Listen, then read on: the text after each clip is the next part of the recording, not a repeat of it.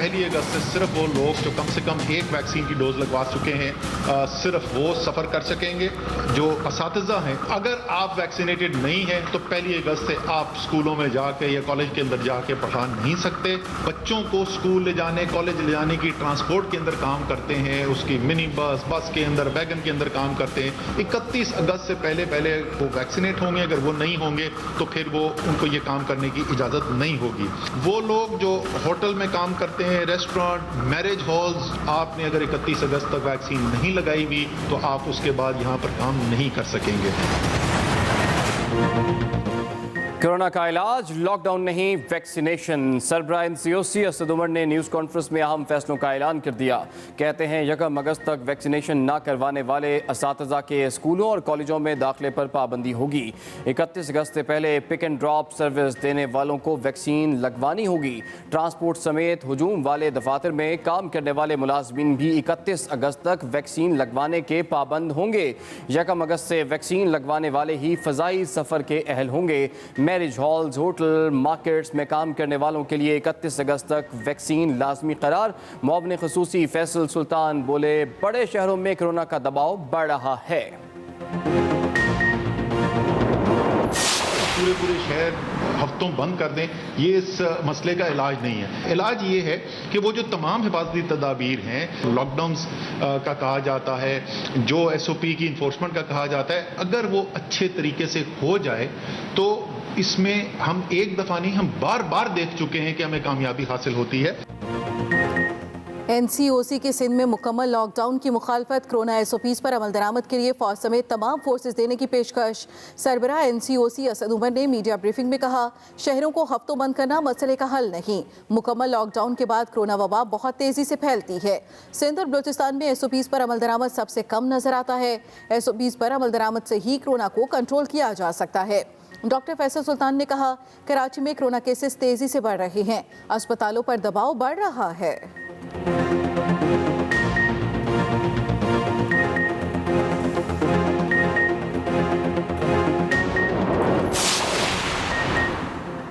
पाबंदियों का खौफ, कराची के सबसे बड़े वैक्सीन मरकज़ के बाहर शहरियों की तवील कतारें। उधर मुल्क भर में मोहलिक वायरस मजीद 76 जाने ले गया। 24 घंटों के दौरान 4497 नए केसेस रिपोर्ट।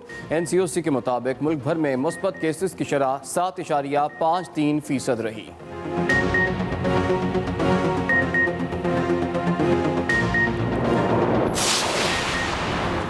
पंजाब में तमाम स्कूल 2 अगस्त से खुल जाएंगे। नोटिफिकेशन जारी कर दिया गया। नोटिफिकेशन के मुताबिक सूबे भर के तमाम स्कूल्स मौसम गर्मा की तातीलात के बाद पीर से खुलेंगे।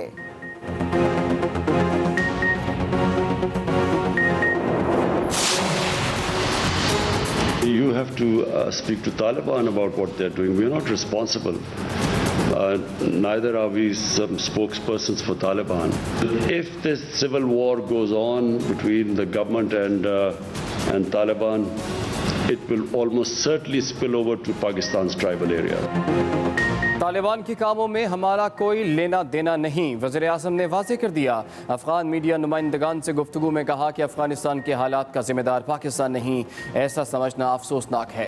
तालिबान अफ़गानिस्तान में जो कर रहे हैं, पाकिस्तान का उससे कोई लेना देना नहीं। हम तालिबान के तर्जुमान हैं, ना वहाँ कोई गिरोह हमारा पसंदीदा है। हम अफ़गानिस्तान में अमन चाहते हैं, ये हमारे अपने मुफाद में है और अमन सिर्फ मसाइल के सियासी हल से ही मुमकिन है।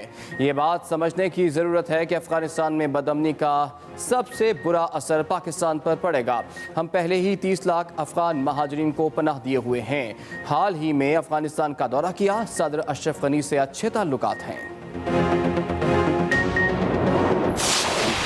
This feeling is deliberately being perpetuated by India that Pakistan is controlled by the military establishment. The Pakistan Army has fully backed all my initiatives towards India for peace. August 2019, India took away that statehood, that special status of Kashmir.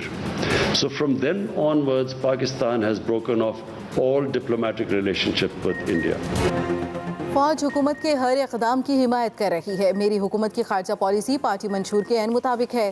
Pak Bharat ताल्लुकात पर वज़ीर आज़म ने एक बार फिर दो टोक अंदाज में वजाहत कर दी। कहा, भारत जब तक मकबूजा कश्मीर की खुसूसी हैसियत बहाल नहीं करता उससे बातचीत मुमकिन नहीं। भारत खित्ते में अमन नहीं चाहता। उसने 5 अगस्त के इक़दामात के बाद खित्ते में जुल्म बर्बरियत के नए दौर का आगाज़ किया। अफगान सफ़ीर की बेटी के अगवा के मामले पर सवाल का जवाब देते हुए कहा कि शवाहिद और सेफ सिटी कैमरों की फुटेज से अफगान सफ़ीर की बेटी का बयान दुरुस्त साबित नहीं हुआ।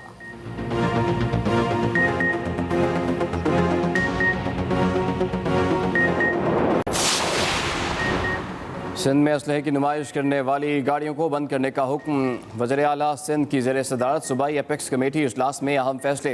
मुराद अली शाह ने कहा कि असलहे की नुमाइश नाकाबिल कबूल है। गैर रजिस्टर्ड गाड़ियों पर मुसल्ला गार्ड्स बैठे नजर आते हैं। गैर रजिस्टर्ड या AFR वाली गाड़ियों के खिलाफ कार्रवाई की जाए। कच्चे के इलाके में रोड नेटवर्क कायम करने का फैसला। घोटकी कशमोर ब्रिज से निकलने वाली दीगर रोड्स भी बनाई जाएंगी। वज़ीर आला सिंध ने कहा कि डाकू और कलदम तंजीमों के खिलाफ कार्रवाई तेज की जाए।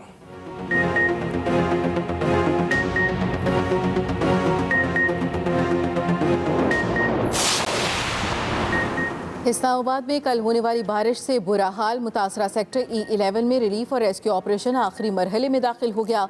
शहरी इंतजामिया के मुताबिक 90% से ज़्यादा घरों और तिजारती मराकज़ से पानी निकाल दिया गया। बरसाती नाले की तौसी का काम भी जारी। शहरियों ने मुतासरा इलाके को आफतज़दा करार देकर नुकसानात के अजाले का मुतालबा कर दिया।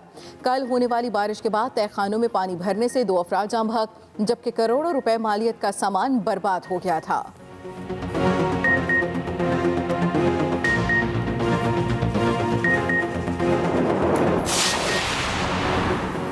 बारिश और सैलाबी कैफियत के बाद रावलपिंडी में मामूलात ज़िंदगी बहाल। नाला लई समेत तमाम बरसाती नालों में पानी मामूल की सतह पर जारी। मानसून के दौरान पाक फौज समेत तमाम इदारे हाई अलर्ट। महकमा मौसमियात के मुताबिक पेशावर में मूसलाधार बारिश की सूरत में बढ़नी नाले में तुग़यानी का खतरा। सवात में आज दूसरे रोज़ भी मूसलाधार बारिश। नदी नालों में तुग़यानी। दीर लोर में बारिश का सिलसिला वक्फे से जारी। बालाई इलाकों में राबता सड़कें बारिश में बह गईं। ट्रैफिक का निज़ाम दरहम बरहम। दरियाए पंजगोड़ा में निचले दर्जे का सैलाब।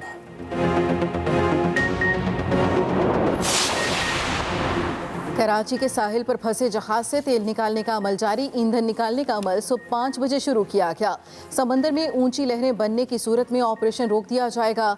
एम्बुलेंस और रजाकारों को भी अलर्ट रहने की हिदायत।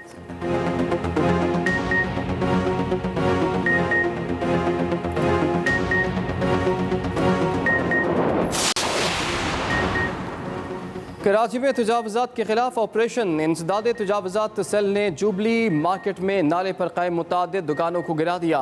सीनियर डायरेक्टर के MC के मुताबिक नाले पर कायम 164 दुकानों को मुस्मार किया जाएगा।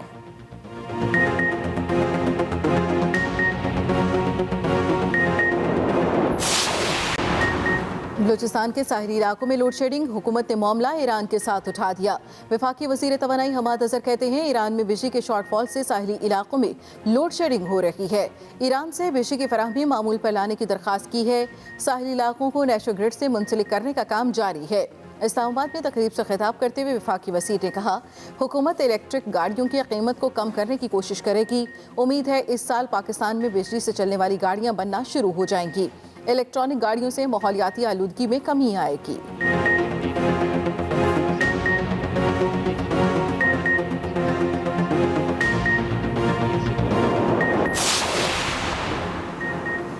पाकिस्तान की कोशिश थी मुज़ाकरात से अफगानिस्तान का मसला हल हो। पाकिस्तान अफगानिस्तान में अमन का ख्वाह है। वज़ीर मुमलिकत बराए इत्तलात फ़ारूक हबीब का इस्लामाबाद में तकरीब से खिताब। पुरअमन अफगानिस्तान पाकिस्तान के मुफाद में है। अफगानिस्तान में लगने वाली आग के अंगारे पाकिस्तान में भी आएंगे।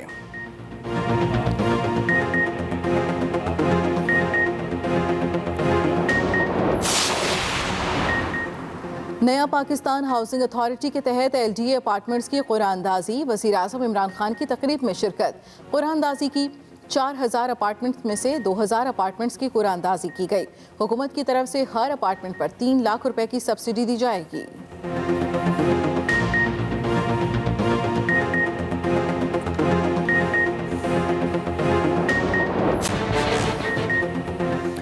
सियालकोट में नून लीग को शिकस्त, हल्का PP 38 का ज़िमनी इलेक्शन तहरीक इंसाफ ने जीत लिया। गैर हतमी गैर सरकारी नताज के मुताबिक PTI के एहसन सलीम बरियार 62,657 वोट लेकर कामयाब।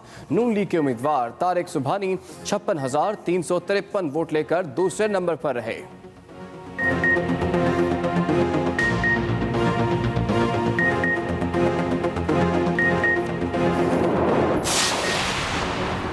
सियालकोट के ज़िमनी इलेक्शन में कामयाबी सच और हक की फतह है। वज़ीर आला उस्मान बुज़दार का कहना है PP 38 में कामयाबी हुकूमती पॉलिसियों पर एतमाद का मजहर है। नताइज ने साबित कर दिया पाकिस्तानी सियासत में अब चोरों और लुटेरों की कोई गुंजाइश नहीं। अवाम रियासत मुखालिफ बयानी से मुतनफ़र हो चुके हैं। खिदमत की सियासत के सामने अफरा तफरी की सियासत अपनी मौत आप मर चुकी है। ये अनासिर हमेशा के लिए सियासत से आउट हो चुके हैं। पैर दर पे शिकस्त के बाद इन्हें मनफी सियासत से तौबा कर लेनी चाहिए। कौम खुसूस फिरदौस आशिक अवान कहती हैं तब्दीली की लहर माफियाज को रोनती हुई आगे बढ़ रही है।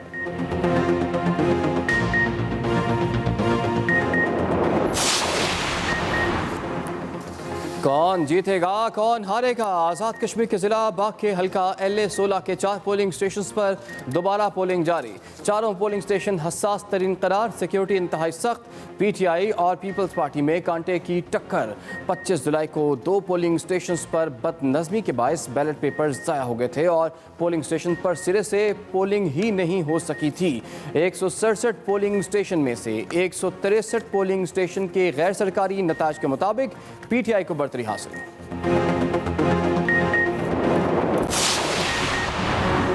कौमी हीरो मोहम्मद अली सतपारा का जस्द खाकी खाई से निकाल दिया गया। बेटे साजिद सतपारा के मुताबिक मैयत को कैंप 4 में महफूज कर दिया गया। नीचे उतारने के लिए 10 से ज़ायद अफराद की ज़रूरत है।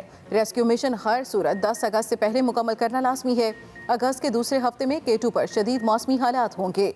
कौम से दुआओं की अपील।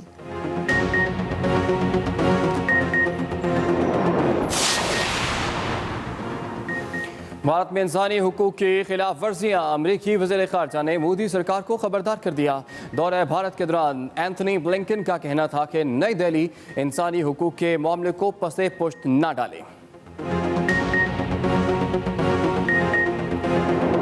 में काम करने वालों के लिए 31 अगस्त तक वैक्सीन लाजमी करार दे दी गई है। सरबराह NCOC असद उमर का कहना है कि 1 अगस्त तक वैक्सीनेशन ना करवाने वाले असातिज़ा के स्कूलों और कॉलेजेस में दाखिले पर पाबंदी होगी। इसके साथ साथ 31 अगस्त से पहले पिक एंड ड्रॉप सर्विस देने वालों को भी वैक्सीन लगवानी होगी। ट्रांसपोर्ट समेत हुजूम वाले दफातर में काम करने वाले मुलाजमीन भी 31 अगस्त तक वैक्सीन लगवाएं।